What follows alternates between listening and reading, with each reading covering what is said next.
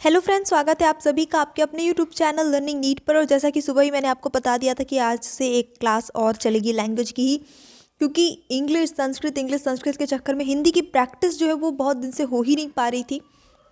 इस चीज़ को देखते हुए डिसाइड किया है कि एक क्लास जो है अब आपकी और चलेगी, जिसमें प्रैक्टिस सेट आपको प्रोवाइड कराया जाएगा। तो यहाँ पे आज मैं बता दूं कि हिंदी के जो प्रश्न रहेंगे वो साहित्य और ग्रामर दोनों मिक्स रहेंगे, व्याकरण मिक्स रहेंगे, क्योंकि यूपी टेट में दोनों आता है सिलेबस। जो आपका पहले एग्जाम होना है और उसके बाद सुपर टेट जो आता है उसमें आपकी व्याकरण बस आती है। चलिए शुरू करते हैं आज का सेशन। आज का जो पहला प्रश्न है वो है, यामा किसकी रचना है? मीराबाई की, महादेवी वर्मा की, सुभद्रा कुमारी चौहान की या फिर सुमित्रा नंदन पंत की? तो करेक्ट आंसर यहाँ पे जो हो जाता है इस प्रश्न के लिए सही उत्तर है वो हो जाता है महादेवी वर्मा की। अगला प्रश्न, गीतांजलि के रचयिता कौन है? बहुत ही प्रसिद्ध है खैर ये तो, इसमें बिल्कुल कुछ सोचना ही नहीं है। सही उत्तर होता है option number C, Rabindranath Tagore, है ना। काव्य क्षेत्र में प्रबंध शिरोमणि की उपाधि किसे दी गई है? सूर्यकांत त्रिपाठी निराला जी को, हरिवंश राय बच्चन जी को, मैथिली शरण गुप्त जी को या हरिऔध जी को? तो सही उत्तर इस प्रश्न के लिए हो जाता है आपका ऑप्शन नंबर सी, मैथिली शरण गुप्त जी को। चलिए इसी के साथ हम लोग अगला प्रश्न भी देख लेते हैं। बच्चन जी ने प्रथम बार जीवन और मानवीयता के प्रति अपने प्रौढ़ भावों की वाणी किस कृति में दी? प्रणय पत्रिका, आरती और अंगारे, मधुशाला या धार के इधर उधर? तो यहाँ पे देख लीजिएगा क्या हो जाता है सही। Sorry for the background noise. यहाँ पे शांति नाम की चीज़ दूर दूर तक नहीं है। ये एक बड़ा रीज़न है कि मेरी क्लास उस तरह से आ नहीं पा रही है। ये एक बहुत बड़ा रीज़न हो रहा है इस वक्त। खैर जो भी है, इसी पे करना है काम तो करते रहेंगे, प्रैक्टिस करने से मतलब है। तो यहाँ सही उत्तर होता है प्रणय पत्रिका इस प्रश्न के लिए। अगला प्रश्न देखते हैं। नीचे दिए गए अवतरण के रचयिता के नाम का चयन कीजिए। जाकी रही भावना जैसी, प्रभु मूरत देखी तिन तैसी। ये जो पंक्ति है वो उसके रचयिता कौन है? सूरदास जी, मीराबाई, तुलसीदास या फिर गिरिधर? जाकी रही भावना जैसी, प्रभु मूरत देखी तिन तैसी, ये लाइंस जो है वो है तुलसीदास जी की। ऑप्शन नंबर सी यहाँ पे सही हो जाता है। अगला प्रश्न देखेंगे।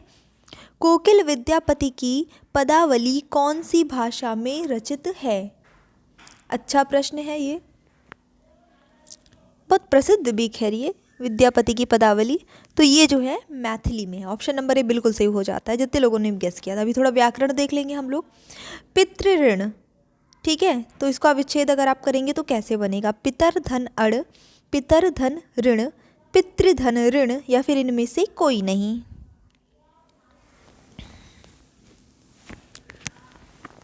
पितृ ऋण है ना।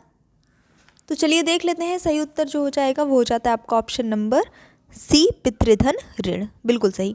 क ख ग फ में से कौन जो है, कौन सा वर्ण जो है उर्दू से लिया गया है? 4 ऑप्शन ही हैं वही आपके जो प्रश्न में है। तो देखिए आपका जो इसमें से ऑप्शन नंबर डी ख। अगला प्रश्न, रामायण, इसको आप विच्छेद करेंगे तो कैसे बनेगा? राम धन अड़, राम धन आयन, राम धन अयन और रामा धन यन, इनमें से रामायण का सही विच्छेद क्या होगा? फटाफट से बताइए। बिल्कुल, तो यहाँ पे सही उत्तर हो जाता है आपका ऑप्शन नंबर सी, राम धन अयन। दीर्घ संधि यहाँ पे जो है लागू हुआ है और रामायण बन गया है। ये आज का वर्तनी वाला प्रश्न है। इनमें से मैं पढ़ के नहीं बोलूँगी, आपको खुद से मात्राएं देख के बताना है कि कौन सा एक जो है वो सही है, जो सही लिखा हुआ है। ठीक है, सिर्फ एक ही शब्द जो इसमें सही लिखा हुआ है। तो कुल मिला के लिखना तो यहाँ पे अंतर्निहित ही है, पर अंतर्निहित कैसे लिखता है वो आपको यहाँ पे देखना है।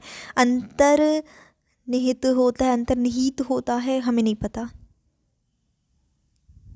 तो शुद्ध जो है ना वो ऑप्शन नंबर सी ही है, बिल्कुल सही, जितने लोगों ने सी गेस किया था। ठीक है, अगला प्रश्न देख लेते हैं। दोहा और सोरठा किस प्रकार के छंद हैं? समवर्णिक, सममात्रिक, अर्ध सममात्रिक या विषम मात्रिक? किस प्रकार के छंद हैं दोहा और सोरठा दोनों? तो ये दोनों ही जो हैं वो अर्ध सम्मात्रक छंद हैं। जो यश से युक्त हो उसके लिए एक शब्द क्या होगा? यशस्वी, यशोदा, यशुमती या यशी। जो यश से युक्त हो, उत्तर सही होगा यशस्वी, इसमें कोई डाउट ही नहीं है। अगला प्रश्न देख लेते हैं। मैला आंचल के रचनाकार कौन हैं? राजेंद्र सिंह बेदी, गुरुदयाल सिंह, फणीश्वर नाथ रेणु या फिर भैरव प्रसाद गुप्त। मैला आंचल तो बहुत ही प्रसिद्ध है ये फणीश्वर नाथ रेणु जी की। अगला प्रश्न, पीठ ठोकना मुहावरे का सही अर्थ क्या होगा? बढ़ावा देना, कष्ट देना, रहस्य बताना या साहस दिखाना। पीठ ठोकना मतलब कहते हैं ना किसी की पीठ ठोकना मतलब उसकी तारीफ करना, प्रशंसा करना, बढ़ावा देना, है ना। तो ऑप्शन नंबर ए सही हो जाता है। निम्न में से किस शब्द की वर्तनी शुद्ध है? कौशल्या, सॉरी पढ़ के नहीं बताएंगे, वर्तनी वाला प्रश्न है, आपको खुद से करना है। जिसकी वर्तनी यहाँ पे शुद्ध हो। तो उत्तर सही बिल्कुल आपका ऑप्शन नंबर ए ही हो जाता है। कौशल्या ऐसे ही लिखा जाता है। विषाद शब्द का विपरीतार्थक शब्द कौन सा है? निषाद, प्रसाद, दुख या फिर हर्ष।